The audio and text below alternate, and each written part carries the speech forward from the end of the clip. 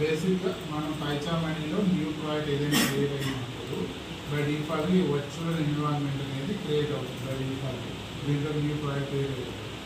దీంట్లో ఇంక్లూడింగ్ గింపుల్ script teacher ఇవన్నీ support folders, support libraries for your పైచామణి 4 వరకు అది. ఓకే, దీంట్లో మెయిన్ ఇదే మన source code criminal identification. So ఇవన్నీ ఇగ్నోర్ చేయండి. వాట్ ఈస్ దిస్ అంటే జస్ట్ పైచామణికి సంబంధించిన సపోర్ట్ లైబ్రరీస్ అని చెప్తారు.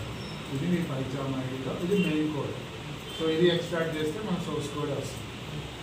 సో దీంట్లో డేటా సెట్ అనేది స్టోర్ అవుతుంది.